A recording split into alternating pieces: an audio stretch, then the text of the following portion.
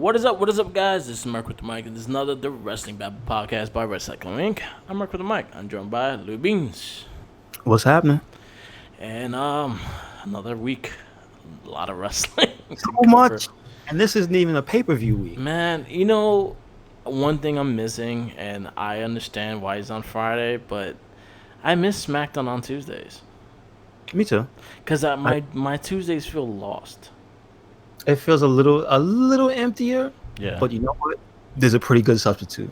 We'll talk about. Yeah, but I just miss it because then I was done with my wrestling watching by like Thursday.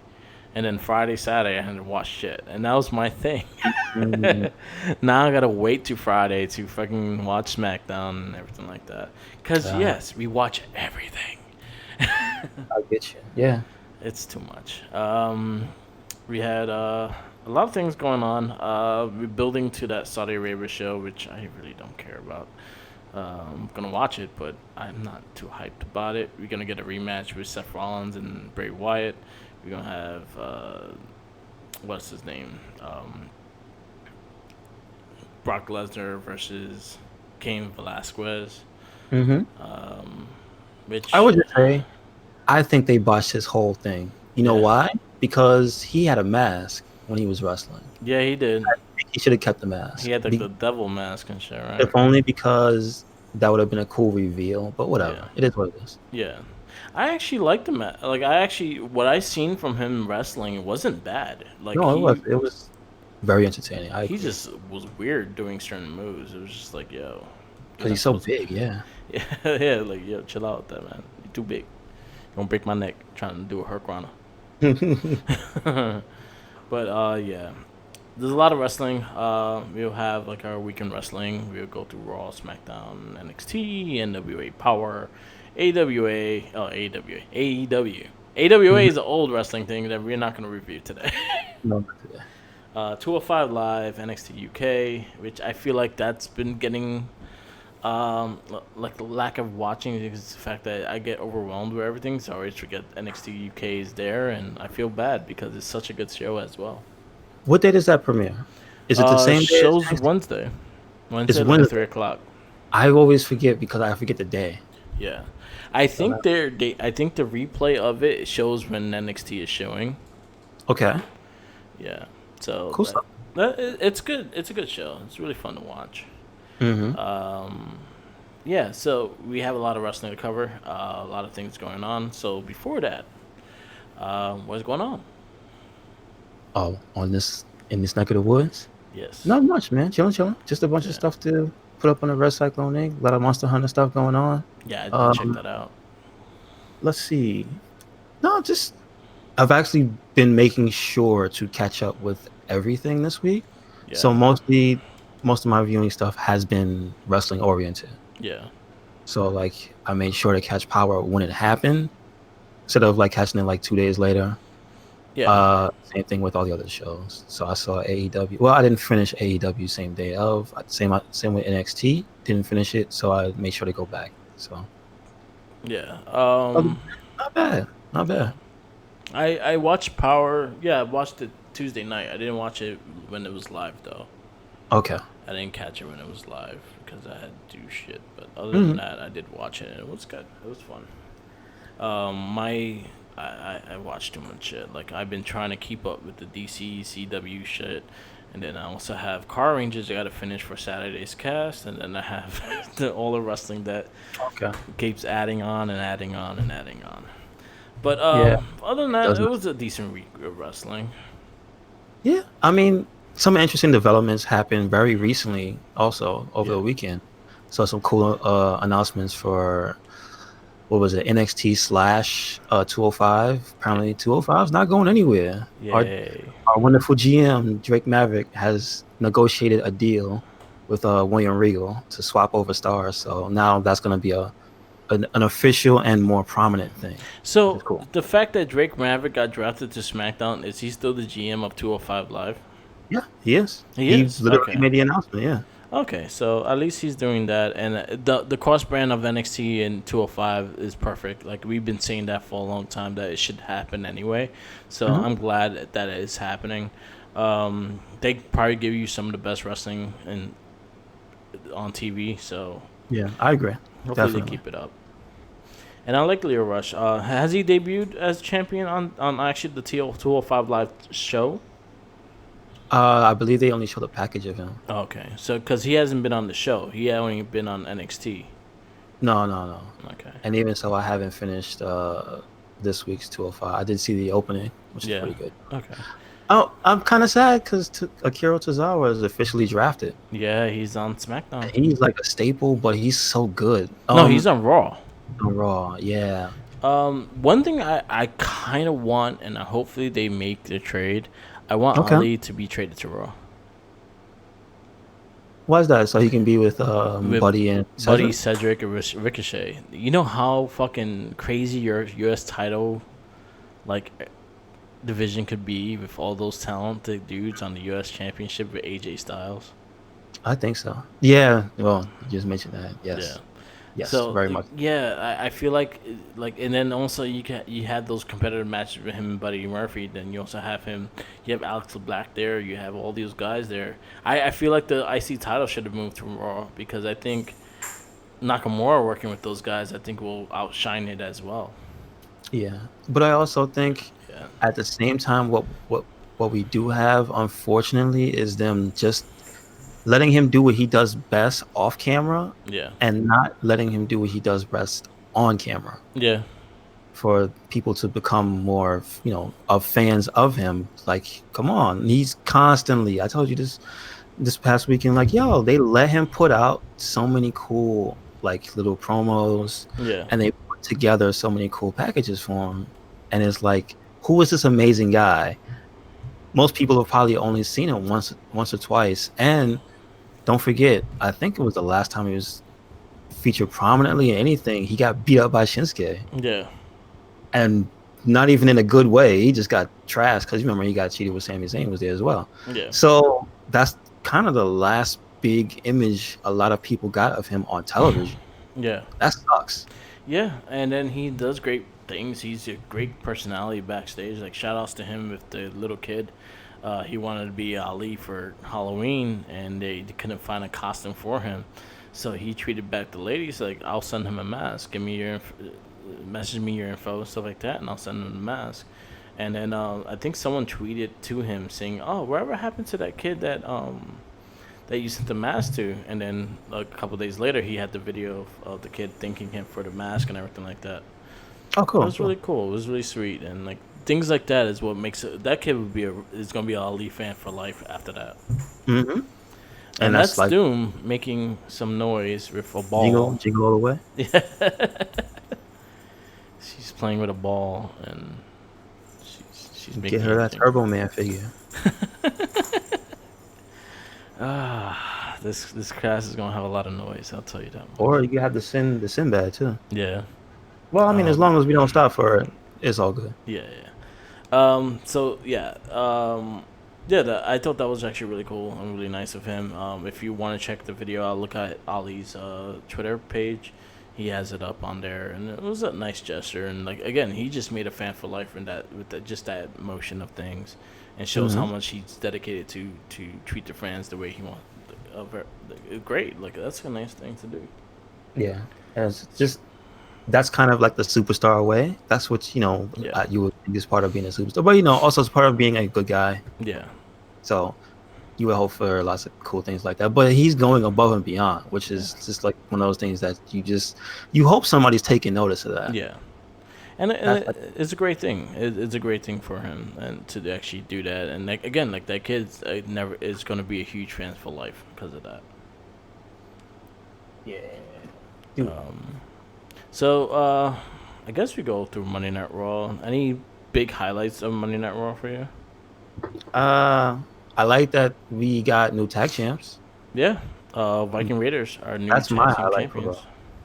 Yes. That was a really good match too. I think that was Yes, it probably was. one of the highlighted matches of that night. I think Buddy Murphy and Cedric Alexander like always like they always have great matches. So I was actually happy to see that match and Buddy Mhm. Murphy showing his style and everything like that. Um, the this Becky Charlotte. It was a great match. It's just that again we've seen this a lot. Yeah, it doesn't feel as special. No, it doesn't. But Um, it was a fun match. Oh, uh, Ali versus Andrade was actually really good too. okay. I See think that that I was didn't Ali's first Raw. really. I don't know. I don't remember him being on Raw before. I think he's only been in multi-man things on Raw. I Oh, don't think okay. he's ever been in singles competition. Not that I know. Yeah, I Like, don't remember him actually being on Raw. So yeah. this was the night 2 of the draft. So this was another part of the Yeah, that was draft. the other big highlight. Yes, Yeah, yes. Also, I mean, the one that they want you to remember is the burning of the Firefly Funhouse. That did yeah, also happen this past week. yeah, I'm not a fan of that. It was just like we thought it was going to be a metaphysical place, yeah. not a real place. So one thing I'm getting out of this and out of the fire, I'm trying to find positives of this rivalry right now. One thing I could see really getting out of this is making Seth Rollins look like the full heel. Okay, go Bray ahead. Wyatt, out of this rivalry, Bray Wyatt is going to come out the hero, and Seth is going to be the heel. I wonder how, Because Seth is getting desperate, and when he's getting desperate, he tends to go more to the hero side and try to do things not by the rules, not by a babyface structure. And Bray Wyatt right now is the anti-hero. He's the one that people like. His theme is the one that people like. He's actually probably one of the most popular guys right now because of the character, the Fiend, and everything. So I think you're gonna get like a double turn with this match because, especially the one in the Crown Jewel. Actually, depending on the Crown Jewel, like I don't know how the fans gonna react to the whole thing because it's a whole different mentality with people over there and then over here. So it might not take it the way I think is gonna take it, but the way that Wyatt is pushing him and like pushing him and pushing him and fucking with him is gonna make Seth Rollins look like the heel. I could definitely see that happening, but I also think that's a good idea that they're probably going to steal from the fans. Yeah, I don't think that's the idea that they have. The way it's been going, it just looks like everything is reactionary to try to cover up the bad yeah, thing that happened at Hell in the Cell. yeah, It really does. From the fear-based promos of Seth trying to sound like I'm scared, man, and it's just like I'm not buying that. I hated to burn it down. Like he had to say burn it down. Yeah, I don't. And why he's not arrested? That screams of just so much scripting. Yeah. You know what I mean? That's again, I feel that's not Seth Rollins' strong point. And I guess you're allowed to burn people's houses down in WWE because In, that's arson. indoors, set fires indoors. I thought that was against the fire code. That's What? arson. You I should be believe, arrested. I believe, Merc, You know that what he I has would the have same done? lawyer as Randy. You want to know what I would have done? I would have What? had Seth Rollins arrested, and then when he got pulled in, it's Bray Wyatt driving the squad car. Oh, that. See, but that's an idea that would have happened in the Attitude Era because Yeah. that's just It actually happened to balls to the her. walls. I think it happened to Austin, and when he got thrown in the ambulance and shit like that, and then he saw the driver and it was Undertaker, and Undertaker took off in the. I think that's where I got the idea from. I would have took it like that, or like have it really fucking with Seth's head, and like every Yeah. person he sees is Bray Wyatt. I like how Bray Wyatt, at least on his social media, is saying, "Huh, it's interesting how you found this place. Are you Yeah. dead?" Yeah, Is a tweet that he put out. See, this is again. I don't believe that the WWE, whoever is scripting everything, yeah, is on the same page as Wyatt. no, Because I believe he was the one who was at least in charge of, the ideas behind the Fiend. yeah. I feel like like someone's That adding doesn't into match up. shit. Something Yeah. someone's adding into shit with Seth Rollins' side, and Yes. Bray Wyatt has control of his side.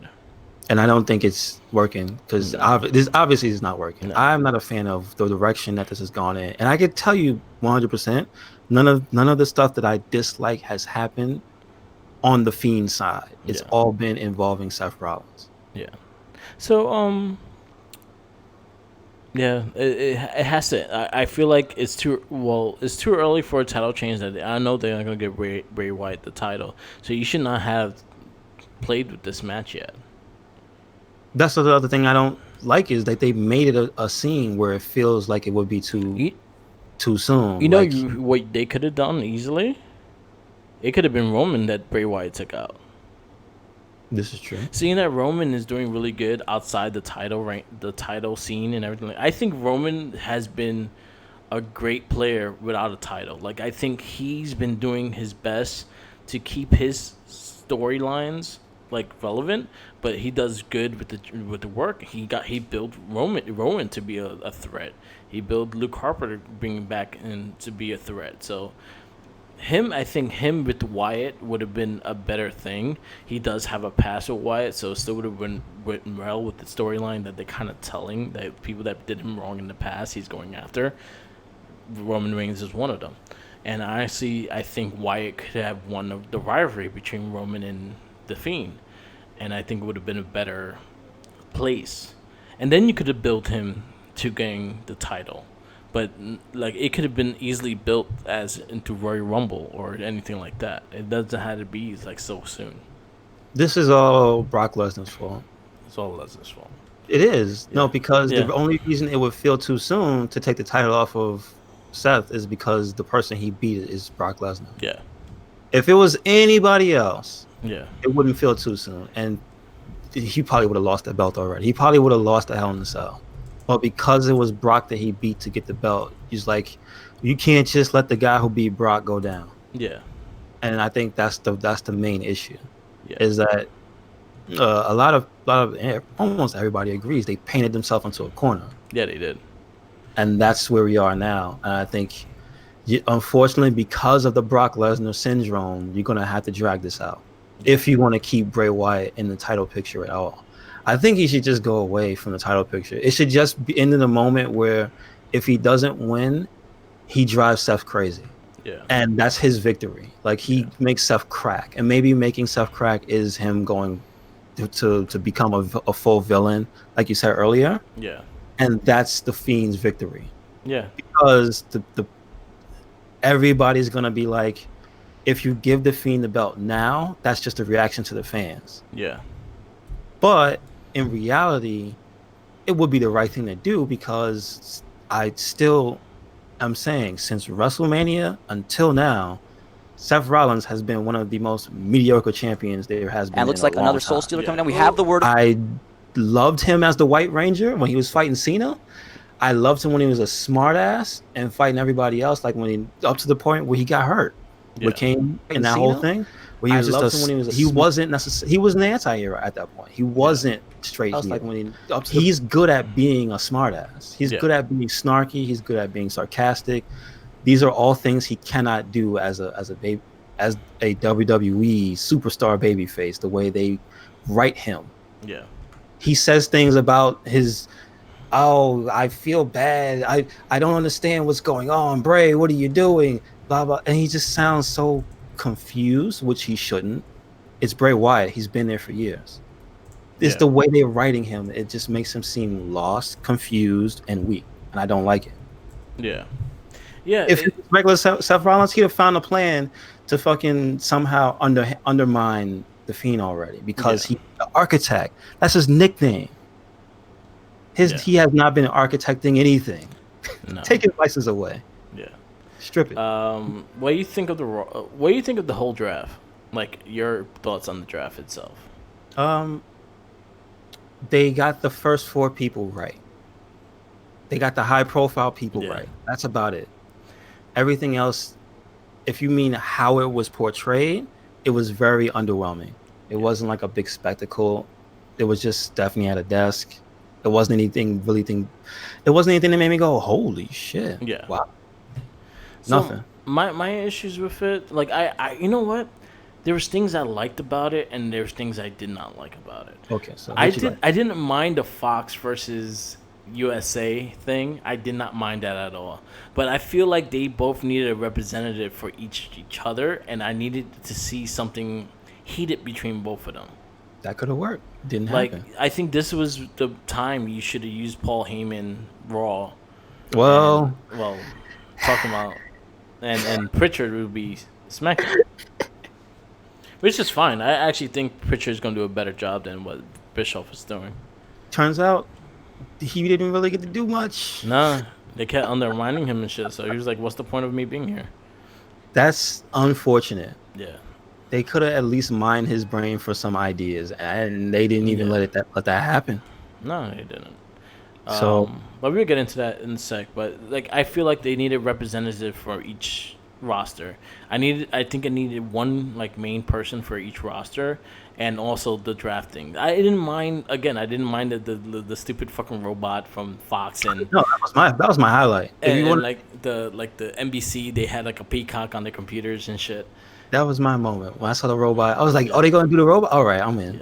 And So I was fine with that. I was perfectly fine with that. You're mocking the draft. You're mocking like the NBA draft and the NFL draft, and not for nothing. Like if you're gonna really be realistic with the draft, most draft picks know where they're going. For the most part, yeah.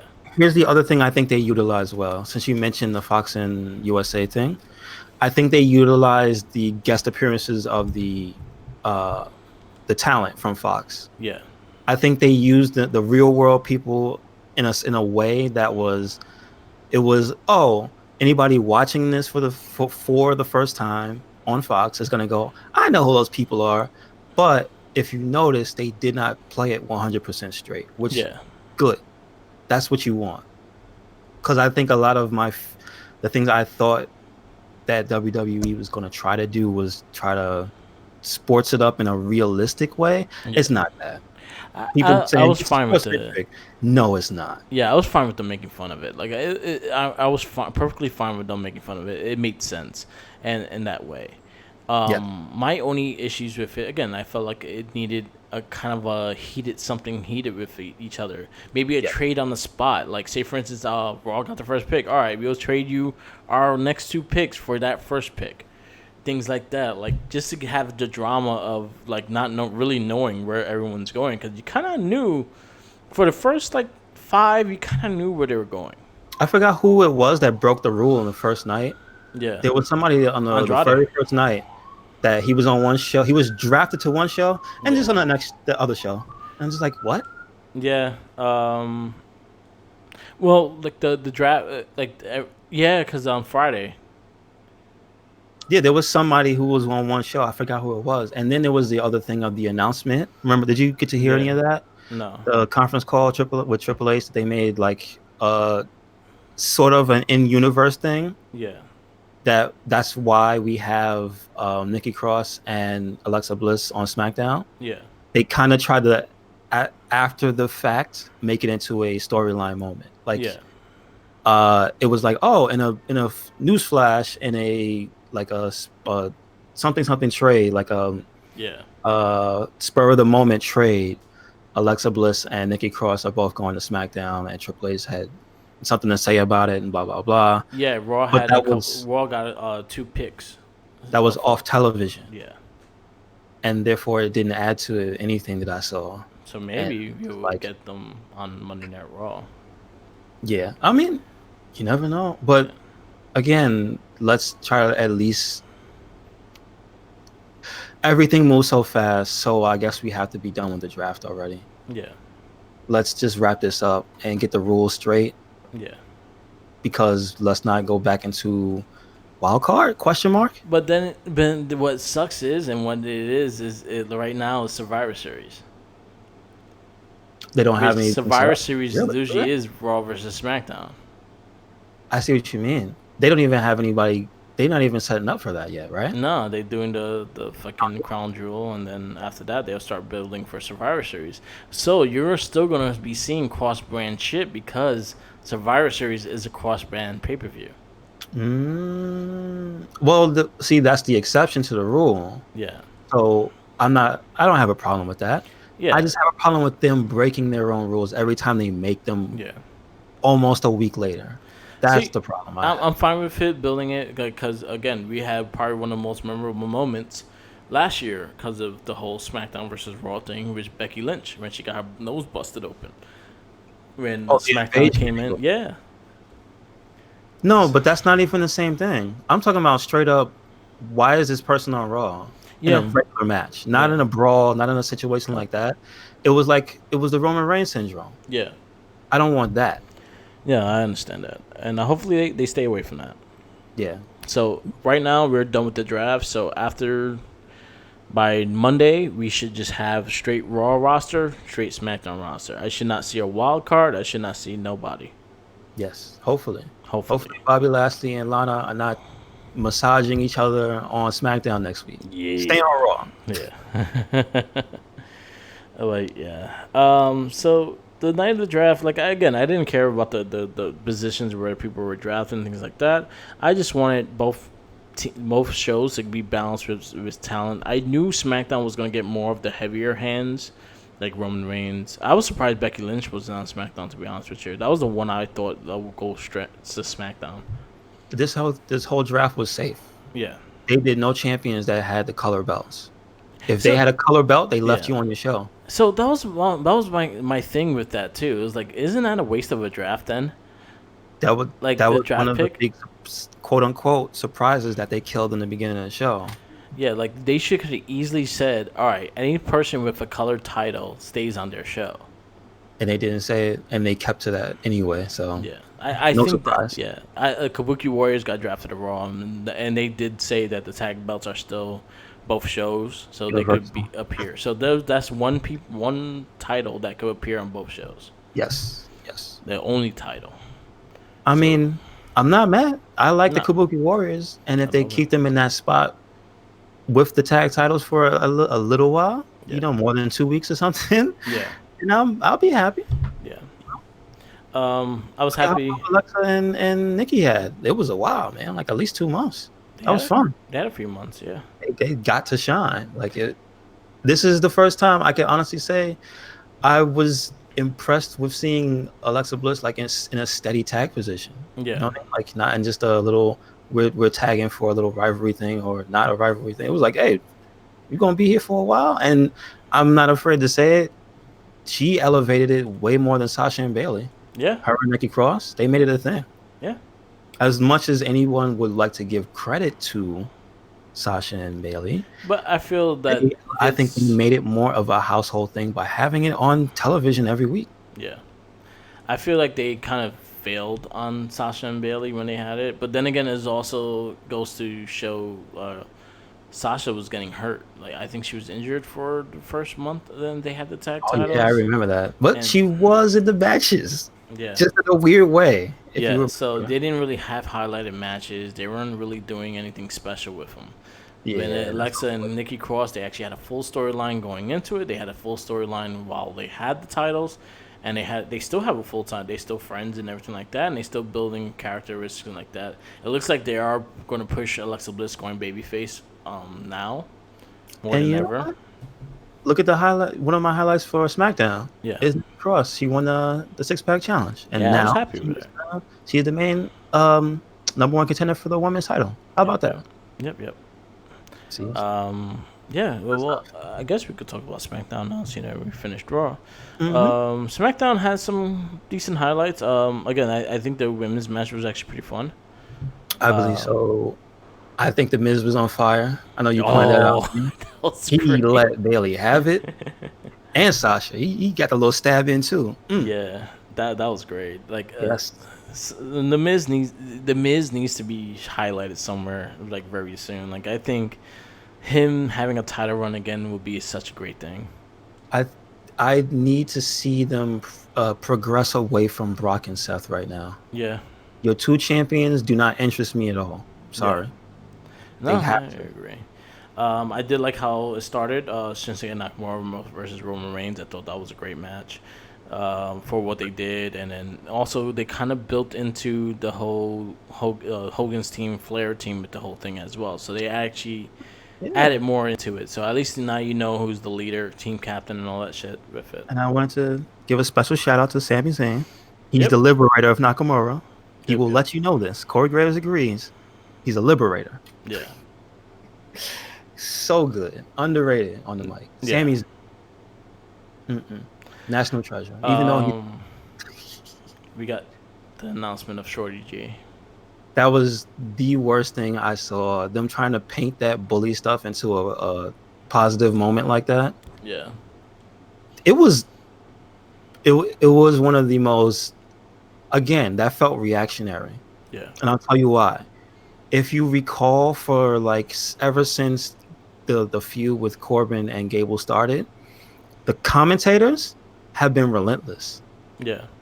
How do you have a quote unquote be a star moment when the people who could and were promoting everything after the fact were the ones perpetrating the thing the most? Yeah. Corey Graves was relentless, and I know he's heel commentator. I get that. But Michael Cole was right there with him. Yeah. Renee Young, remember, this started before that. Renee Young on commentary, she had a few jabs at, the shortness of Gable. In the kind, oh, stop it, you guys, but she'll still say something. Yeah. It's just, you can't fool people. I mean, listen, I'm sure a lot of people who were picked on are going to pull from this something positive. Yeah. But listen, when you're older and you're able to see a lot of these things for what they are, this is another instance of WWE like insulting people's intelligence. That's not how this started. Yeah. Sorry, I don't like it. I'm not gonna sit here and now turn around and jump on the, oh, this is a positive moment bandwagon. I saw what they did. This sucks. Sorry. Yeah, I agree. That's how I feel. And then the whole Shorty G, we knew it was gonna happen. Like, it was just like, here it comes. Right. At least we got some fun stuff out of SmackDown as well. New Day and Heavy Machinery tag teaming against Rival and Dolph Ziggler. That was so fun. Yeah. The backstage before the hand, with Otis drinking the pancake batter. Yeah. This is the blue collar, the blue collar pancake. Let me show you how we party with pancakes. Yeah. I love that Tucker's shirt says Tucky on it. Tucky. Yeah. There's so many little touches with Heavy Machinery. Like, they're up there, man. They're up there. Like, on the personality development part, like, they're up there.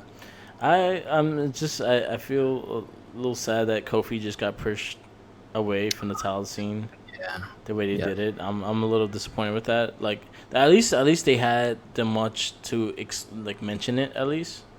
But still, like, it's like, all right. And then he's right back into the sideline of the tag team. He was not even in the tag match or anything. Do you know if he's hurt or anything? No. That does feel a little hollow. Yeah.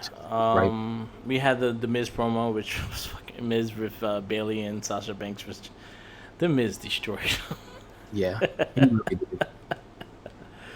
Can't touch that guy on the mic, man. Man, like, he's probably one of the best on the mics, and they couldn't handle. And I'm not gonna shit on Bailey. Nah, she handled it well. She's got to ease into this because she hasn't really been like straight up heel. Yeah.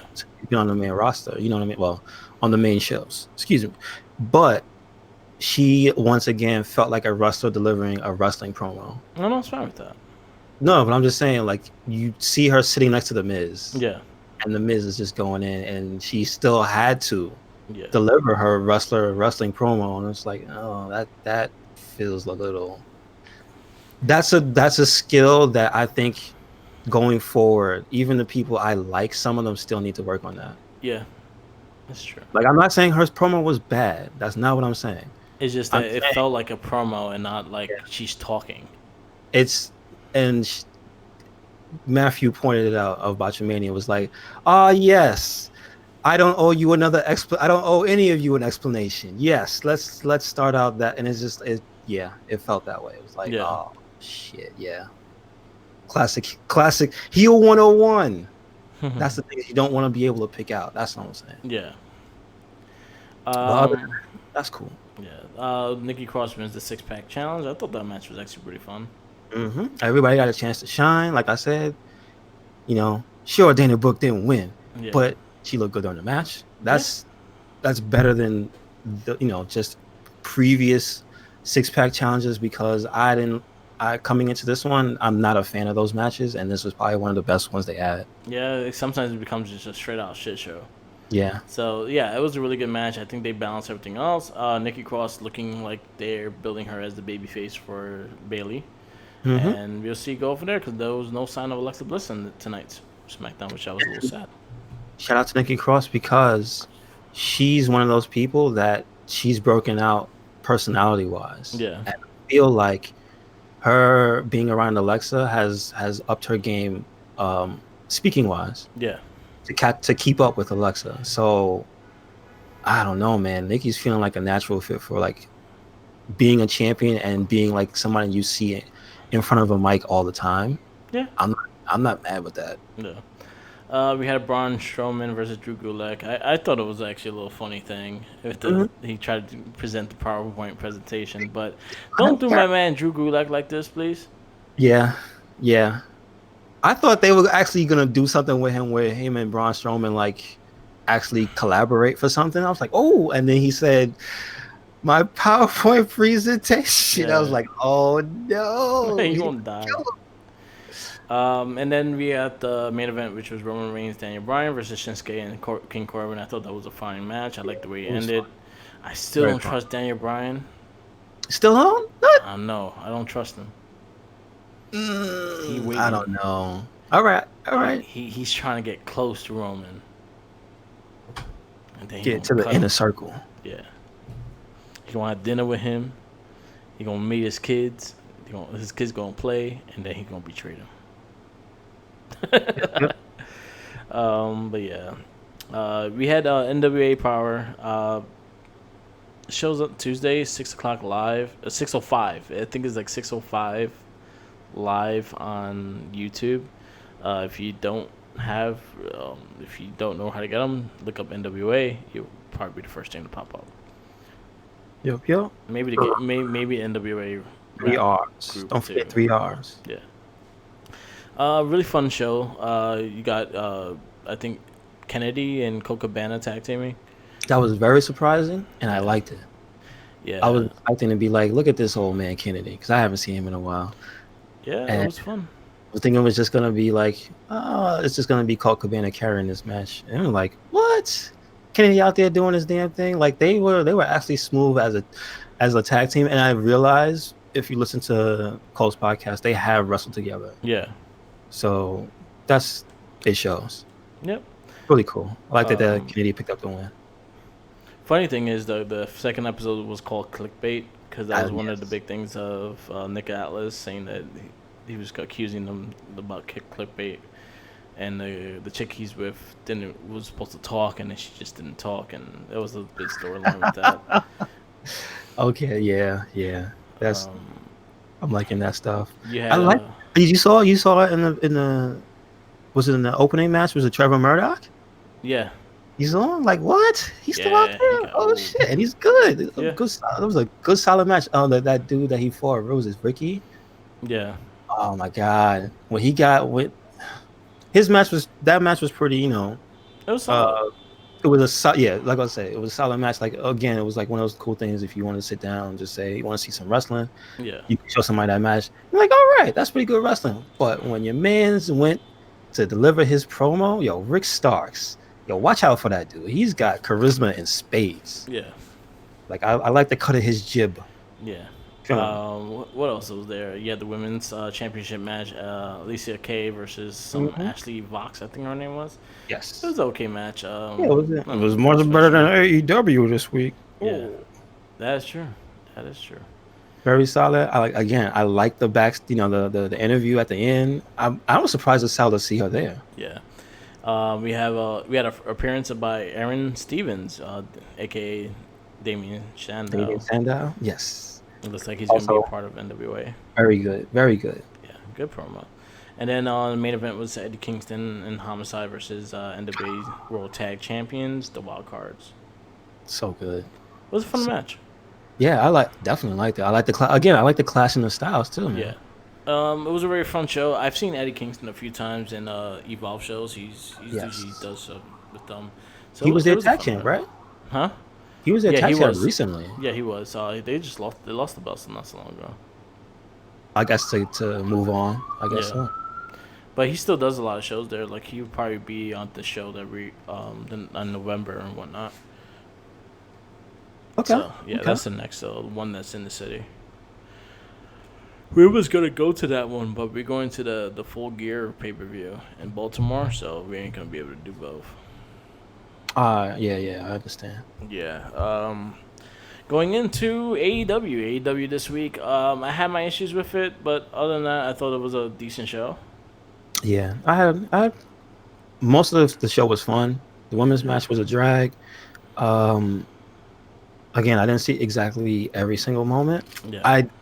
I will say when the new guy, uh, not Excalibur, was on commentary with Tony and Jim, Yeah. way better, Yeah. way better. Excalibur, I'm sorry, I'm not 100% on. I'm still not 100% on him. Yeah. There was an interesting flub later on in the show with JR that somebody pointed out. I didn't catch it, but it was hilarious. Like he forgot they were on air and said something like, "We gotta hype it up," and it was just like, "Oh Jesus, old man." But I didn't see that live, so Yeah. that was lost on me.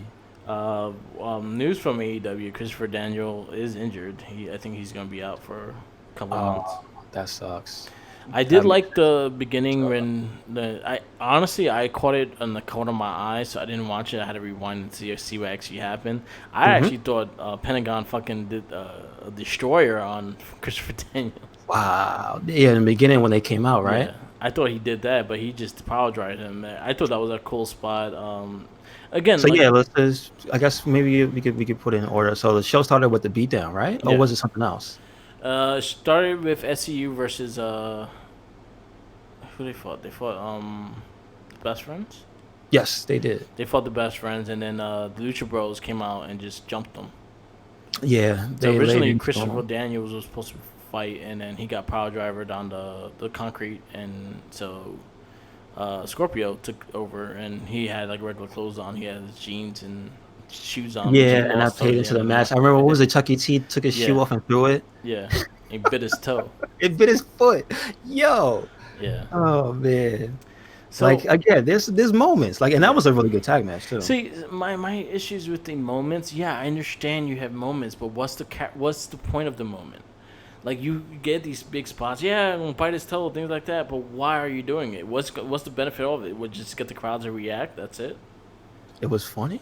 Uh, Because remember, it's the you gotta remember the people doing it though. Because those two are, for lack of a better term, they are still in the comedy wrestler realm. But I feel like every tag team is like that. Like it's not only dumb. Like they do it in every freaking match, and that's my problem. I see. There's no like I understand the comedy. I understand. I can appreciate that. But when you don't have a story going into the match, it's just you doing big spots into big spots to whoever can't do it anymore. That draws me off your show. Is that what took you out of the match? And I think that's that's taking me away from a lot of the matches with this, because it's just like, all right, I see where they're going with this and like that, and then all of a sudden I see one. I hate when they do a powerful move and doesn't finish, but when their finishing move lands, it looks terrible. I hate that. Two is that I feel like, again, there's no characteristics. But you gotta give me specifics though, because they were like they were like, I don't forget how many matches were on the card this week. No, I'm just saying in general. Like this is my shit with in general. Like even last week, I had problems with the Young Bucks and Private Party because of the way they finished. Like I understand you guys want to highlight and do your finishers and make it look nice, but then again, there's a point of story that has to be told in the ring, and I feel like everyone's invincible.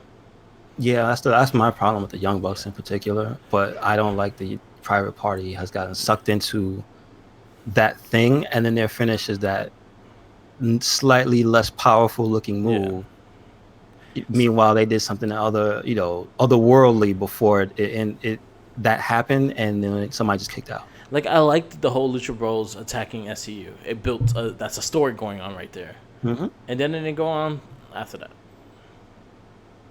Oh man, wouldn't they don't want have revenge? I realized one thing: they don't really have like post-fight anything for AEW, that's different because like they still do the standard interview before some of the matches. You know what I mean? Like, and it doesn't seem different from quote unquote a standard wrestling show. Yeah. And I think that would be a point to continue something if Christopher Daniels got a chance to. Did he get to say anything after that happened? Like, did anybody from SC? Because I watched it like segmented. So Nah, what I remember, no, I didn't see anything after that, or they didn't attack Lucha Bros afterward. Yeah, like they just got attacked and just pieced out. Yeah. Like they didn't come out and attack them during their match either. That's No. true. They fought this in the same show. Yeah, you would think that you want revenge and shit. That's true. Yeah. I see that.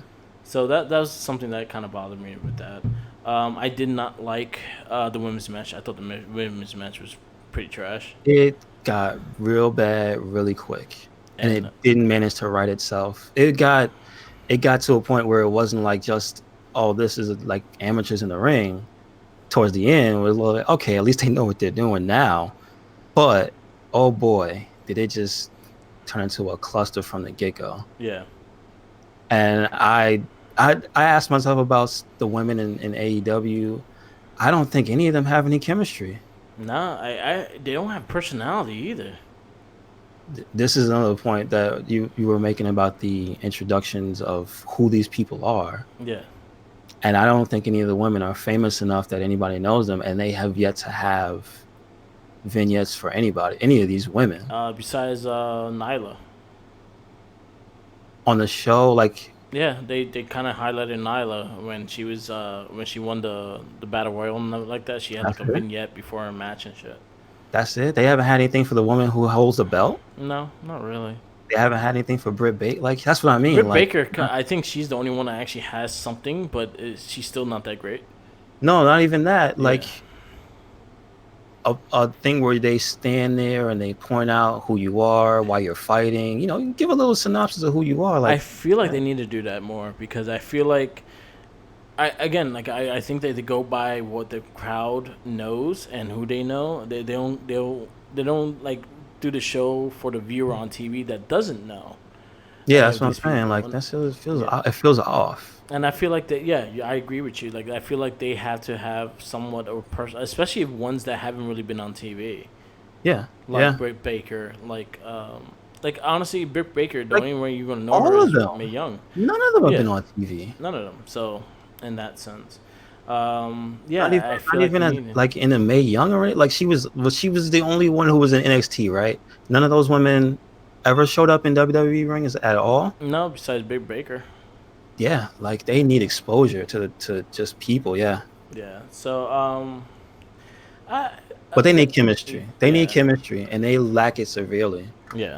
I can honestly say to you, the only women's match that I liked was when I was we were recording and we watched the two Japanese girls fight. That was it. Yeah. That was it. None of the other matches have appealed to me in a way that made me go, "Oh, you should watch this."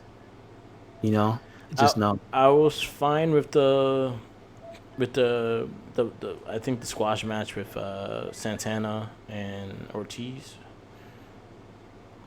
Oh, the tag match? Yeah, they had it was pretty much a squash match. Yeah, it was fine. It showed them who they are. See, that's something that at least you showed the kind of tag team they are and everything like that. And they did it by just destroying somebody in that sense. And I think they're called the Proud and Powerful. That's the tag team name they're going with.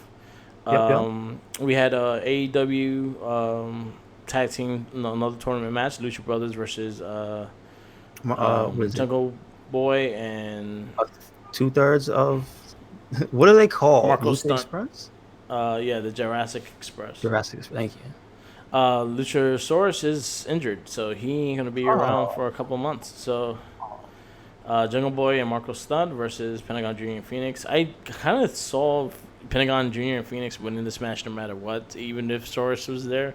So because they just lose, they haven't actually really won any matches. I didn't realize that. It was a solid match. Like I enjoyed the match. I don't care how big Marco Stunt is or not, as long as you can wrestle. They are giving him shit. I was like, really are. Like Rey Mysterio's 5'3". He's been wrestling heavyweights all the fucking time. Like I feel like it's Spike Dudley. Yeah. Yeah, somebody pointed out there's a dark match that was like they found it's not on the network yet. Yeah. Spike Dudley and Taz were tag team champions. They beat Brock Lesnar and Batista. Yeah. I need to find that and watch it. I need to. But But yeah, like you had Jericho going to bat for this dude, like telling and literally using the Rey Mysterio example. Is like this is the beginning. When Rey first started, he was like the same size and like $120. Yeah. Relax, guys. Yeah. Relax. And again, like wrestling's for all sizes. It doesn't really matter the size you are, as long as they could take the moves and they could go with it. And I think they did a good job against the Phoenix and Pentagon Jr. And I loved how, especially Pentagon, was just laying into him. He fucking lit his chest up. He lit him up. Freaking Phoenix came from the side when he had him in the corner and just gave him the most, like, I don't know if that was a what do they call it? Like, did he know that slap was coming? But he slapped the shit out of him. He slapped the shit out of Marco Stunt in the corner, and it was like, damn. And then it was like, maybe towards the end of the match, maybe the move right before they finished the match was a tag. It was an arm drag into like the hair pull. Yeah. And he spun him around, and then when he let him go, he didn't even let him go in a cool way. He just dumped him. And I was like, damn. And like, that's some shit you can't get away with a person your size. So at least they know to do things that make you see the size differential, you know. And good on the Lucha Bros. Like, I did enjoy the match. I actually liked that one. I liked the match. I understood what it was, and again, I'm trying not to have the judgment of what I have, but sometimes it just throws me off, and I'm just like, I can't even enjoy this because you guys not even give me anything to latch onto. Oh, that's how you felt about this match? No, like in general, I want a story in my matches, not just a glorified stunt show. So sometimes I get thrown off and stuff like that. But I actually like the presentation they gave with this match because, like Pentagon doing the Hiciera Miedo and all that shit, and them they picked on them. If you looked at the match, like Pentagon picked on them because they were smaller, and he did things to fuck with them because they were smaller. So they gave you the Marco wasn't gonna back down. Yeah. And then Pentagon was like, okay. Yeah. Let's see what happens when you don't. We had Hangman Page, Kenny Omega versus Pac and Moxley. I actually enjoyed the match. I thought it was good. I liked the rivalry they're building up for Omega and Moxley. Breakdown of the match. I liked a lot of that. I liked a lot of the action in the match. Actually, like I liked. Pac was just on fire. Yeah. He had a few like slick counters that was just like, oh, only this man can do this. Yeah. Like I said, there was a few moments where they brought up the Christmas of Kenny and Hangman having been in a tag before. Like they were like, these guys seem like they've been in a tag before, not really explaining the Elite. Yeah. Which again, that's a story thing that should be explained. Yeah, this is true, and I think maybe they don't want to say Bullet Club, but like say Bullet Club, they'll get sued. I'm just like, they really should like include the fact that stuff exists. Like not say the names, but they were the Elite for a good minute, even though they were in the Bullet Club. Yeah, and they were on American soil. Yeah, in the Indies. So it's like, on one hand, you can't say the name, but it's like you can't just keep going to they seem like they were in a tag. You can't. That's the insulting people's intelligence thing I don't like. Yeah, I think the reason why they don't, again, like they think so that's the reason why they don't go that down. Right. And that's the thing. Like you're expecting people to know, especially if you're trying to get new viewers that don't know. They kind of want to know the history of it. Yeah. Highlight something to spot out. Pac really fucked his finger up. Did he grab the bat? Yeah, and he slit his finger. Like he had, I think he had 15 stitches. Like, damn.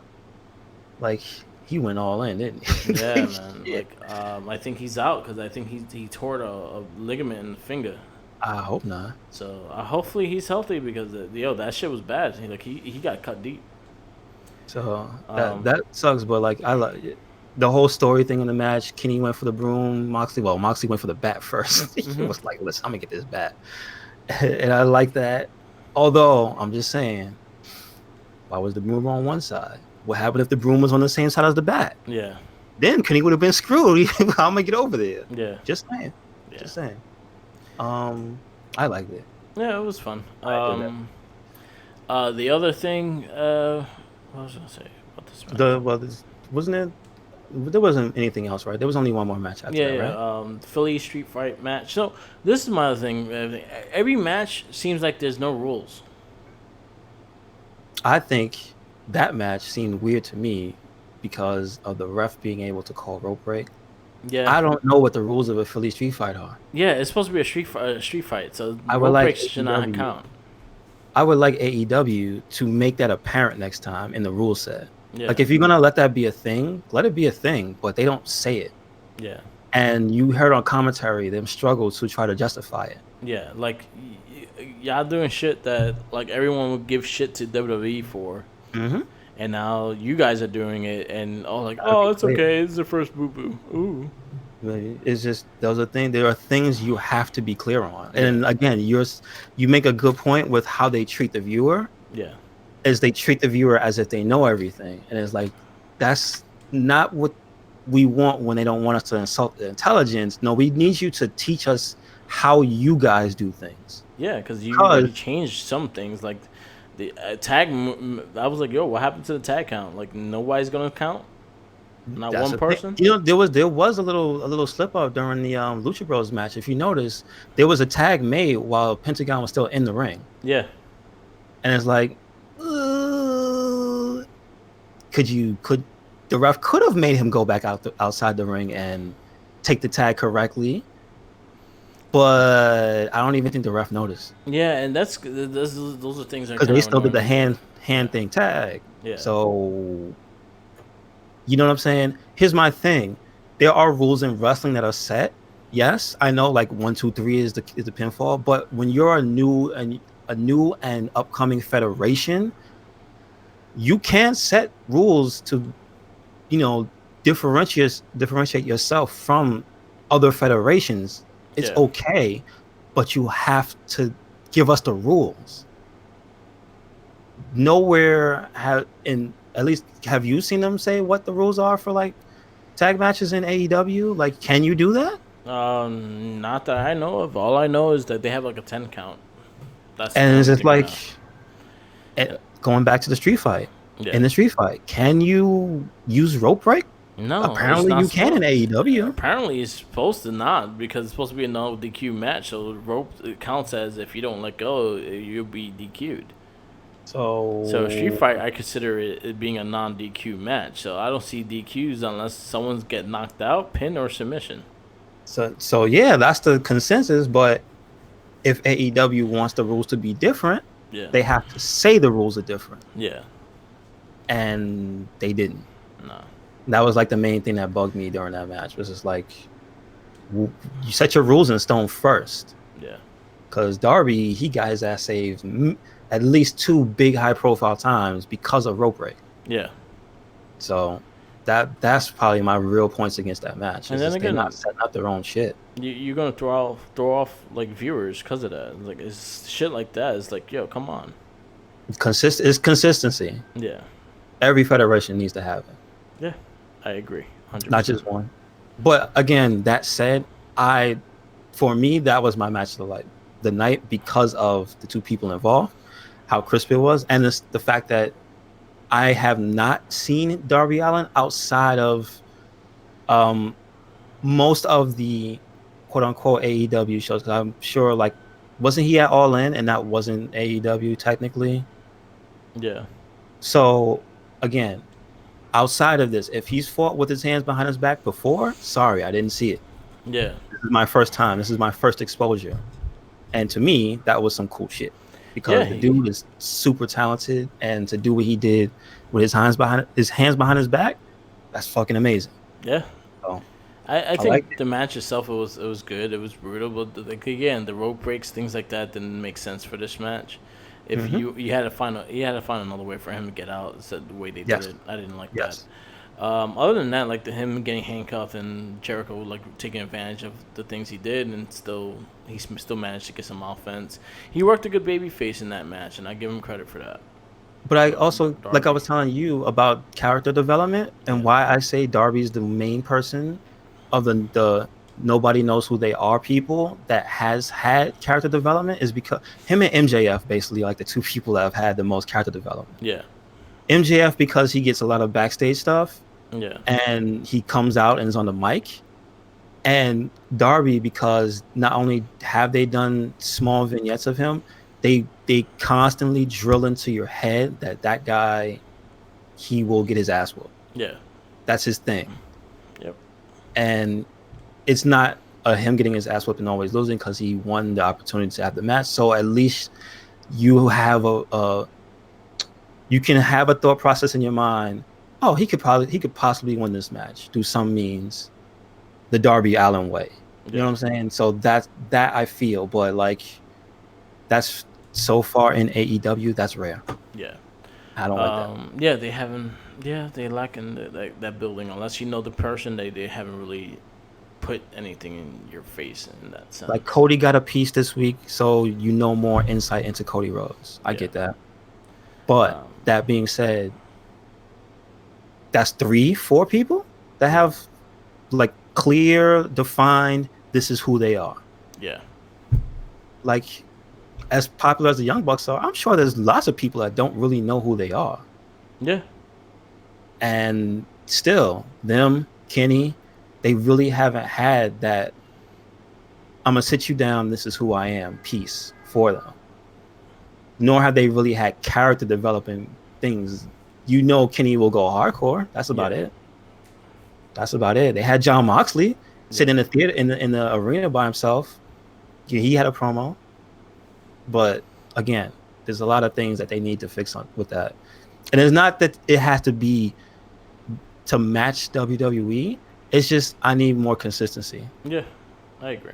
Oh, it was an okay show. I think last week's show was actually better. Yeah, because it had less mistakes that were so obvious. Yeah, but I did really like the last match a lot. I liked some of the stuff I saw this week a lot. So they got to improve though. They got to improve. And last but not least, probably the best show of the week. Yep. NXT. Yes. I hands down say it's out of the gates.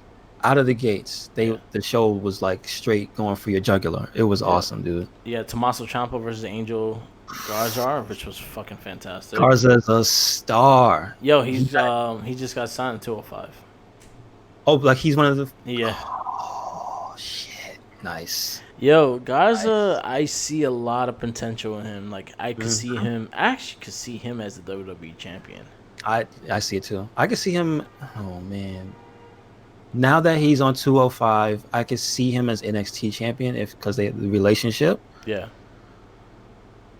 But damn, man, yeah, he's got that appeal. He's got the look, but he's got the, like I told you before about him, he's got that TV presence. Yeah. That he knows where to be. He knows where to look. He knows how to make his facial expressions like visible. Yeah. He's got all that stuff, dude. When he got his ass whooped, and then that whole opening sequence between him and Ciampa was amazing. And then to end it with the handshake, come on, dude. He's so good. Yeah. And that, I'm sorry to say it, that's more character building in a match than a lot of the people in AEW have had. Just saying. 100%. Just saying. It's amazing the difference. It really is. Yeah, we had Imperium versus Oney Lorcan and Danny Burch, which was a fucking brutal ass tag match. It was just fun. Play it too. And very story building tag. Like this is the things I like about WWE and especially NXT wise with the tag division. The fact that they go out, but they make a story into the match. As in, if they're working a body part, they all attack the body part and build onto that. And things like that is what I would look for in tag team matches and the big hot tag and things like that. And I think this match delivered that. That tag match, it was a bunch of moving parts that all came together, and it's like it wasn't a car crash. And it's like every individual thing that especially the Imperium guys did, it was like it had a purpose, dude. Yeah. They're so coordinated. They really are. And Fabian Eichner, since I've been telling you since the first time he broke out from, what was it that he first 205? appeared in? No, he started cruiserweight. From the moment that he came, from the moment they put him on NXT after the cruiserweight. Yeah. I was telling you, yo, this dude, he is untapped potential, man. Yeah. And he has come a long way, dude. It's been a long time since the Cruiserweight Classic. We kind of forget that. He's actually managed to stay relevant. And he has some really good matches, like just in general. Like he with Johnny Gargano. Don't forget that match. He had a couple of good ones. He actually had a win off of Johnny Gargano. Yeah, I'm just saying, dude. Like there's a lot of these guys that we forget they had like what would be considered 5-star matches. It's just that they didn't go on to win a championship. Yeah. That's the thing. They just, go off onto something else. But yo, NXT, what class was that? When I guess post Cruiserweight Classic, yeah, till now, feels like it's a class. Yeah, and from that, there's been so many people. Cedric, Ali, Drew Gulak. Yeah, that was like where he debuted in NXT. And Tommaso Ciampa, Johnny Gargano. Well, weren't they there a little bit before that? They were in the 205 Live tournament. This is true. They were in the Cruiserweight Championship tournament. This is true. Yeah, so they were all connected to that. Just almost everybody. That was actually the first steps into the Johnny Gargano versus Tommaso Ciampa. Ooh, you're right. Because then they fought and they did the hug and shit after the match, and then storytelling. Yeah. And there was a little bit of that in this episode as well. Yeah. When the backstage interview. Yeah. And they brought it up, and he's like, I don't know. I'll know when I see him. Yeah. Io Shirai versus Kaden Carter, which I actually like. I actually like Kaden Carter. She's actually pretty good. Better. She's definitely got better. Yeah, she's getting pretty good. She has to find her step a bit better, but other than that, she's gotten pretty good. Io Shirai is the fucking truth. I love Io Shirai.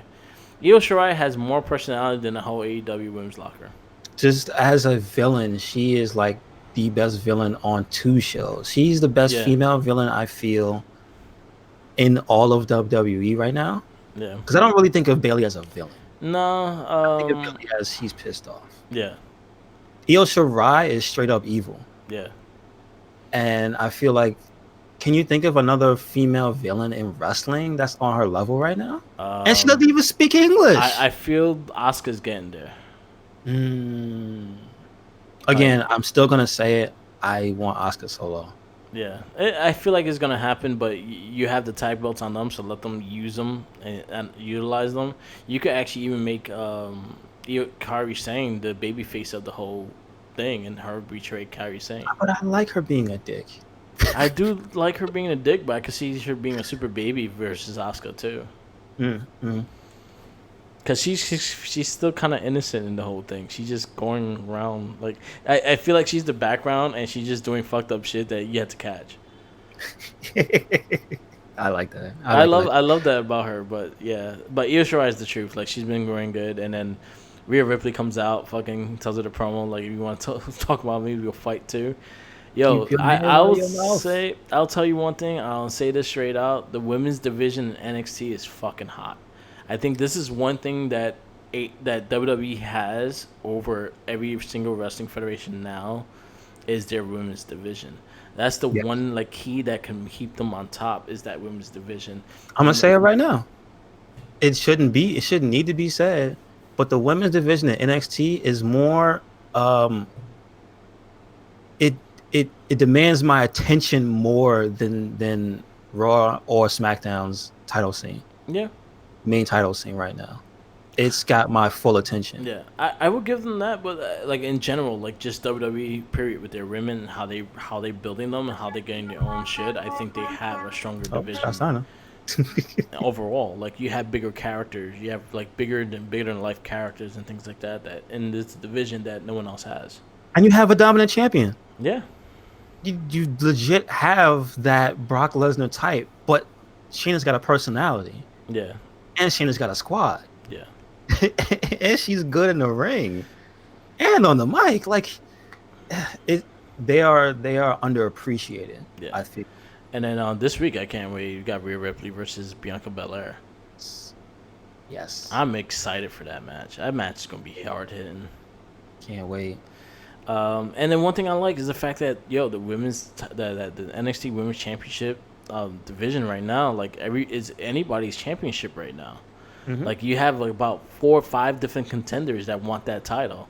You have Bianca Belair, you have Rhea Ripley, you have Io Shirai, you have Candice LeRae, you have Tegan Nox that just returned. I saw. Getting into that whole list of title contenders. So they have a really hot title scene right now. Yes.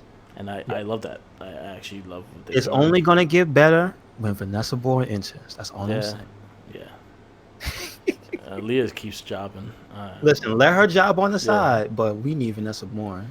We had another the rubber match of Keith Lee versus Dominic Dijakovic. So this match was, at least if you're going to add this match again, at least it had a reason for the match. Is for a number contender spot.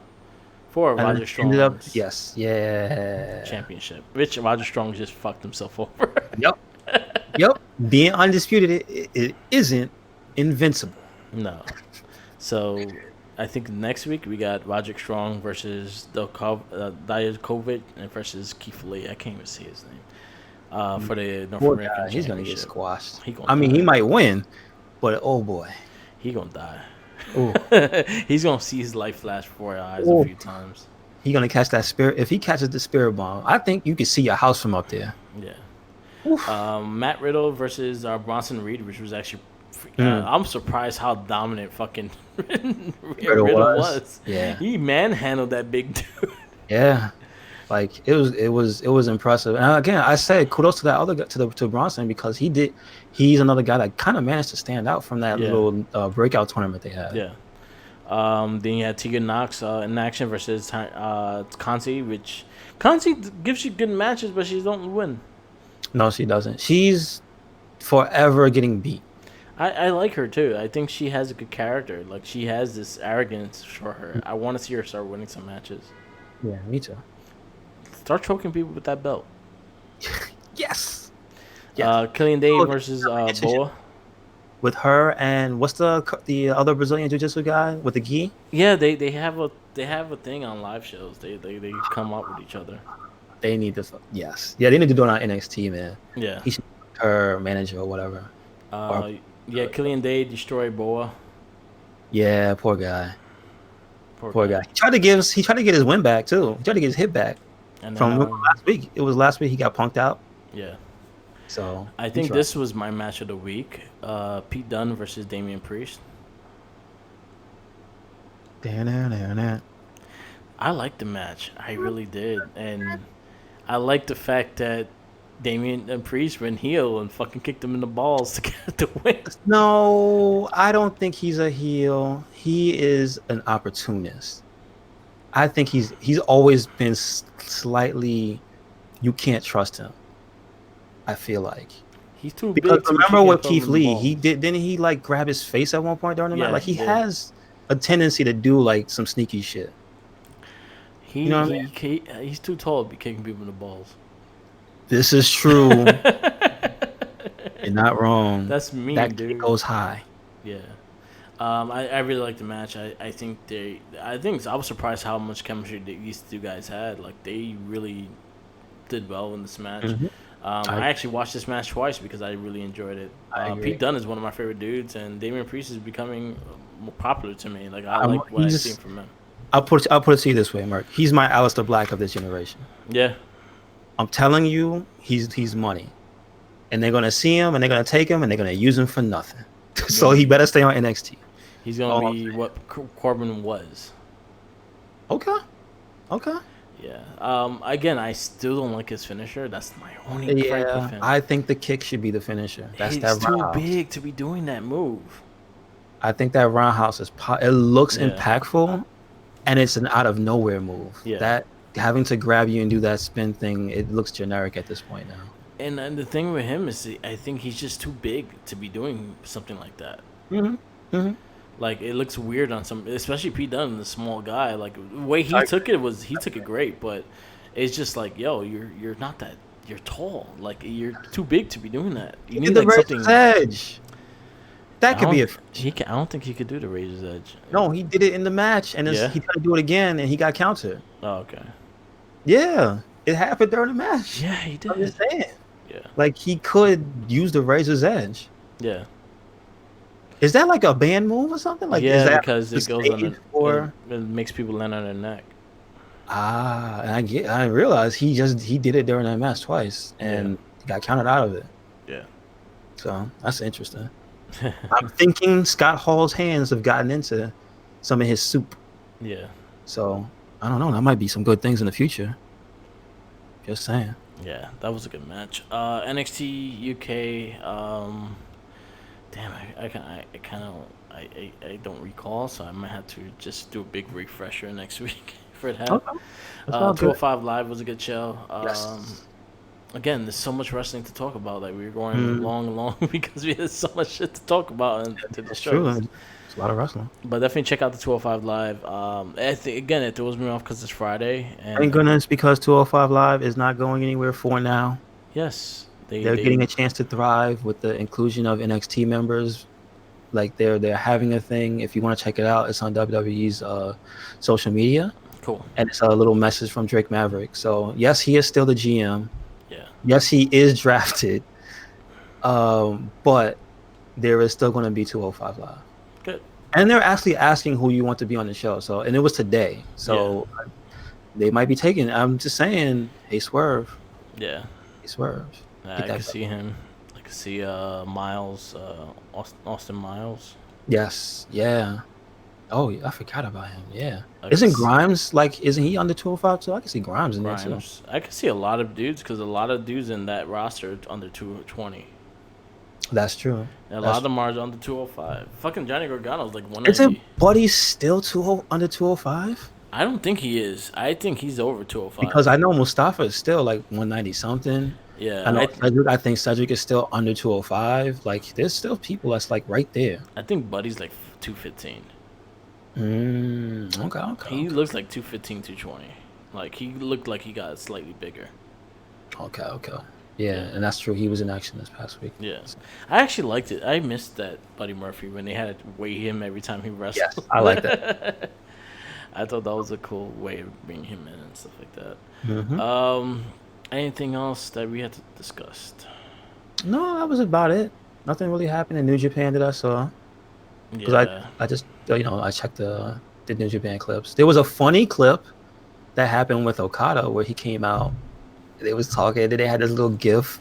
He came out. He looked all happy, and I think somebody must have been saying something bad about him on the mic. Yeah. And he made this sad face, and he walked away. I'm like, oh, poor Okada.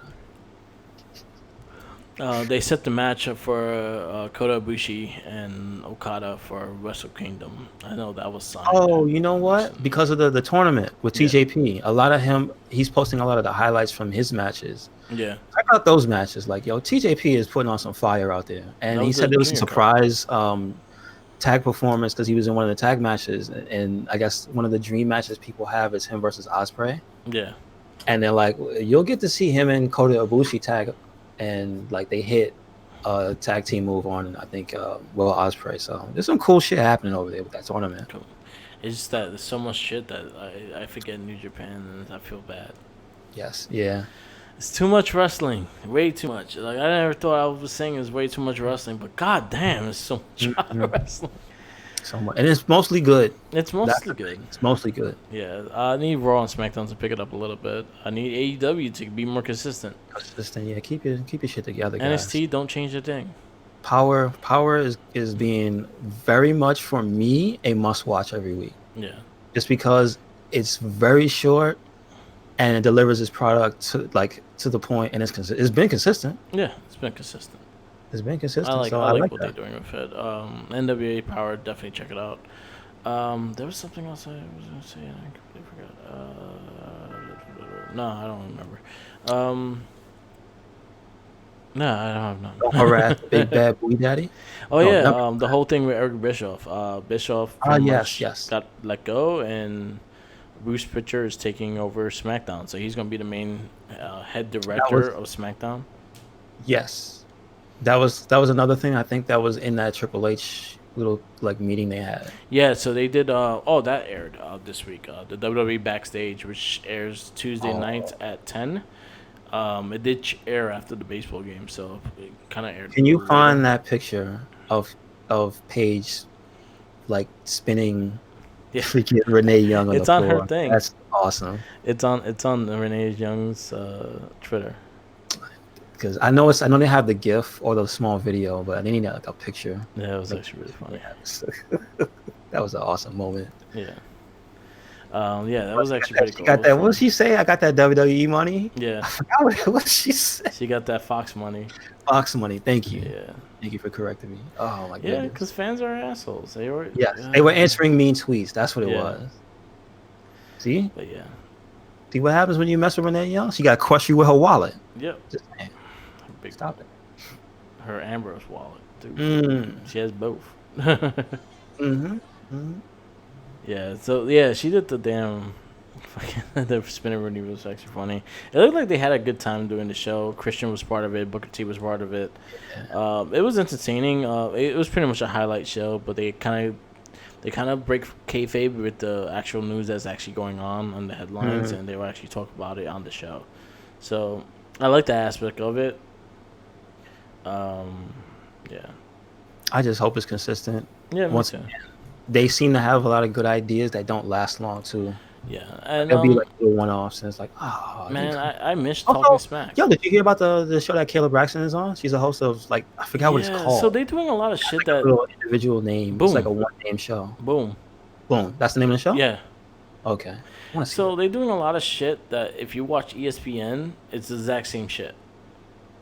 But do I get to see Kayla Braxton talk? Yeah, you do. All right, so fine. And she had Devon Dudley the other day, and it's all right. It's not that bad. I support Kayla Braxton. But again, it's another highlight show. Like you show highlights and shit like that, but then it goes into other things. They're trying to make it like a sports talk show, and that's the thing they're doing with Backstage is another sports talk show. They're trying to do like an ESPN shit with the WWE stuff, and that's like it looks just like the ESPN freaking set. That's the thing. I support all of Kayla's endeavors. Yeah, I love Kayla Braxton, but the more the merrier. Also, WWE announced their first official podcast off their new podcast network, which would be Corey Graves. His first interview will be with Triple H. Oh, okay, cool. So that will be the person running a podcast first would be Corey Graves. Also, my wrestler moment of the week. Shout out to Tommy Dreamer. I'm sorry I made you walk into a door. I happened to see Tommy Dreamer. I guess he was on his way to do Busted Open. Oh, okay. Because we actually have a delivery in that. On my job, we have like a delivery in that area, like in this one of the. It's a complex of buildings. Yeah. And the Busted Open studios are like across the street from where we go. Yeah. And he was going to the Dunkin' Donuts, and I saw him, and I hit him up with the ENC Tommy, and he knew what it was. And he was like, "Hey." So he said, "Hey, what's up, guy?" And then as soon as he finished saying "guy," a woman had come out of the Dunkin' Donuts. She didn't know what the fuck was going on, and he was right at the door, right where it stopped, and she opened it full force, and it almost hit him in the nose, and it was just the most comical moment. Damn. And it was the perfect Tommy Dreamer moment. And at that moment, I'll say it now. I was gonna say thank you for the podcast because I had heard the last episode with Dave LaGreca. Yeah. A very good episode. Please listen to that. Like, it's kind of how I feel now with doing this podcast. Like, he was legit a fan in the offices, and they didn't give a shit about what he was doing. They were like, yeah, whatever. He was doing his podcast, wasn't getting paid for it, just kept doing it, got better at it, and now he got Busted Open. Yeah. So I have issues with Busted Open, but I do listen to it. Yeah, I have issues with some of the guests. Yeah, his stuff is I'm fine with Dave LaGreca. It's sometimes Bully Ray. He says some things that's like, yeah. Bully Ray, I think, is the one that kind of throws me off on that show sometimes. Is the fact that I understand that you have this mentality with certain things, but sometimes you're way too like one-sided. He doesn't like think openly in that sense. Yeah, but you know what? He's like Cornette in that I know how he is, so I let him be him, and it's like as long as there's somebody to balance him out, because I couldn't listen to a whole show of him. Like I like Mark Henry there. Yes, I yeah, like but, Mark Henry a yeah. lot. I like the dynamic between him and Mark Henry. I like that. Yeah. So But it's like I like people's opinions. I don't agree with, as long as there's some balance. yeah. If it's just one person just shitting on something for an hour and a half, I'm like, I don't want to hear Like this shit. some of the episodes I had, like, is them just shitting on a lot of things, and I understand you shitting on it, but at least try to find ways to actually talk about it in a positive way as well, as in critique it. Like, yeah, I Yeah, understand you hate it, but go, like, what you gonna do about it? You ain't gonna do nothing about it. what's your Yeah. well thought out solution? Let's talk about this in a way where we can fix this, because it's a business they love, right? Yeah, So exactly. yeah. So that's my only thing, man. But I do listen to Busted Open. I actually had the series satellite radio. Like, they had like a 6 months for free for signing up and shit. So I did it, and I actually used to listen to it every day, and it was a really good. It was a really good show. It was different because it was the only thing that was a wrestling show that was on every day, like a sports, like ESPN radio kind of thing. Yeah. So I liked it. I like Dave LaGreca. Like, I think he has a good mentality with wrestling, but sometimes he goes way too into certain things that he gets pissed off at, and he don't know how we were to. talking about his rants. That was like a funny thing to hear. And then he don't know how to get back off from the rants. He'll stay with it and keep staying with it. And I was like, all right, I get it. We get it. Other than that, it's a pretty good show. Yeah. But again, shout out to Tommy Dreamer. My bad. Yeah. All right. I guess that'll be it. That's all I got.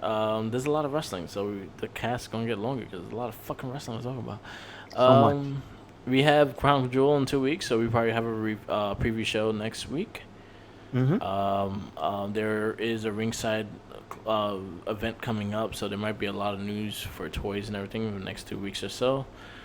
Same thing with the toys that made us. It's in 3 weeks that comes out. That wrestling is one of the topics. And cool. That's the one Zack Ryder's pissed off at because they filmed a lot of his shit, and I got you. the dude Okay. hasn't called him back or anything for it. So he's gonna be pissed that they use his stuff if he's not in it. Yeah, he has it right. That's his shit. Yeah, that's Other than that, yeah, that's all we got. Thank you for listening. This is the Wrestling Babble on Twitch TV right now. We'll be on SoundCloud later this week. This will be the same show. We'll just be edited and sound prettier. I'm Mark with the mic. You can follow me on all the social medias of Instagram, Twitter, Tumblr, Twitch TV, SoundCloud, all Mark with the mic, and Facebook, our Wrestling Babble page, and the Red Cyclone Inc. page. What you got, Mike? Yo, we at Red Cyclone Inc. Make sure you check out anything and everything. We're all over the internet, so make sure you follow us. It's all the same thing. YouTube. We got Facebook group. Yep. We have Instagram, Twitter. We have WordPress, and we have a Tumblr. Yep. And you can listen to these on SoundCloud and also on YouTube. Yep. I guess I should start putting Wrestling Babbles up on YouTube. Yeah. Well, everything's on YouTube. I mean, you have it on yours, but you know, what? The more the merrier. Exactly. And remember, it's Red Cyclone Inc., so no excuses. Yes. With the dot. Yes. The period at the end is all together with the dot. Yeah. Because if you go Red Cyclone Inc., you get Zangief a lot of the time. So you write it all together with the dot, you get us. Always remember, follow the Jinkies. And watch it. Yes. Peace out later.